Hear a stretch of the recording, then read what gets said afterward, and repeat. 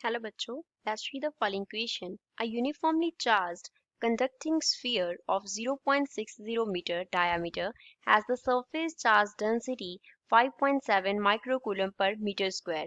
Find the net charge on the sphere and second, the total electric flux leaving the surface. C. What is the net flux through a concentric Gaussian sphere of radius 2 meter?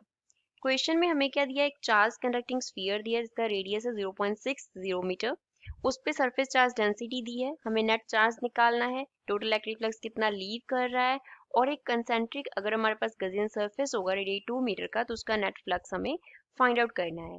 So first of all we will talk about the key concept used in the question. इस question में क्या की concept use हो रहा है.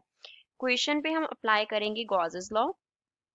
Gauss's law, according to Gauss's law जो flux होता है फ्लक्स फाई किसके इक्वल होता है, charge enclosed upon epsilon naught. Q जो है वो रिप्रेजेंट कर रहा है charge enclosed by the surface.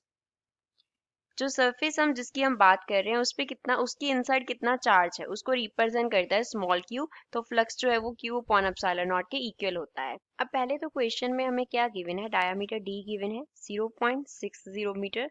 तो अगर हमें रेडियस निकालना हो तो वो क्या हो जाएगा, डायमीटर अपॉन 2. तो radius is equals to 0.30 metre है. Surface charge density, surface charge density जो है उसको हम सिग्मा से डिनोट करते हैं, उसका वैल्यू दिया है 5.7 माइक्रोकूलम पर मीटर स्क्वायर. तो इसको हम क्या लिख सकते हैं, we can write 5.7 into 10 raise to power -6 and units हो जाएंगे coulomb per metre square. Microcoulomb को कूलम में कन्वर्ट कर लिया. सरफेस चार्ज डेंसिटी सिग्मा को डिफाइन कैसे करते हैं, ये इक्वल होता है सरफेस चार्ज अपॉन एरिया के. एरिया को सपोज ए से डिनोट किया, तो जो चार्ज है Q अगर वो हमें फाइंड आउट करना हो then we can write Q is equals to sigma into A. एक स्फीयर के लिए सरफेस एरिया कितना होता है, 4 पाई इंटू आर स्क्वायर के इक्वल होता है. तो यहाँ पे वैल्यू सब्स्टिट्यूट कर देंगे.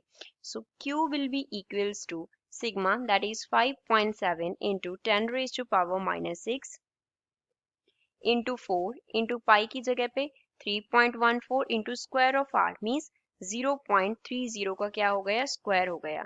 तो यहाँ से Q का जो वैल्यू है वो हमारे पास कितना आ गया, 6.44 multiply by 10 raise to power -6 and units क्या हो गए, कूलम. और we can write Q is equals to 6.44 micro coulomb. So this is final answer for the first part of the question. Second part में हमें क्या करना है, flux find out करना है, फ्लक्स लीविंग द सरफेस. तो phi को क्या लिखा था हमने, Q अपॉन एप्सिलॉन नॉट लिखा था.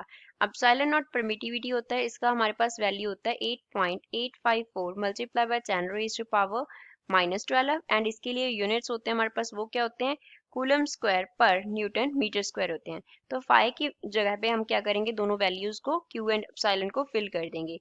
phi is equals to Q का value 6.44 into 10 raised to power -6 coulomb है एंड एप्सिलॉन नॉट का value 8.854 into 10 raised to power -12 coulomb per newton metre square है.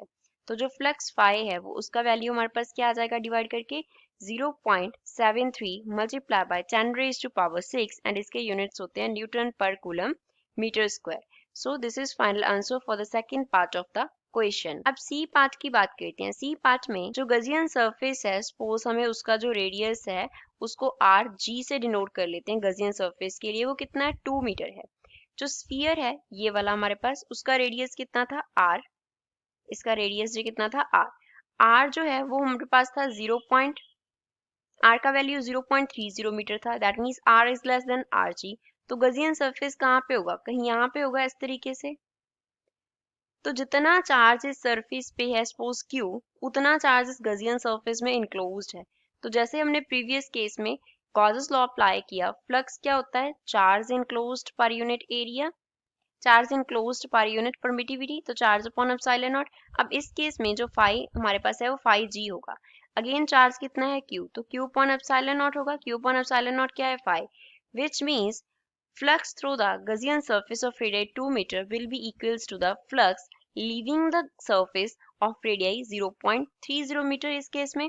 तो इस केस में phi g का जो वैल्यू होगा it will also be 0.73 multiplied by 10 raised to power 6 Newton per coulomb metre square होगा. So this is final answer for the third part of the question.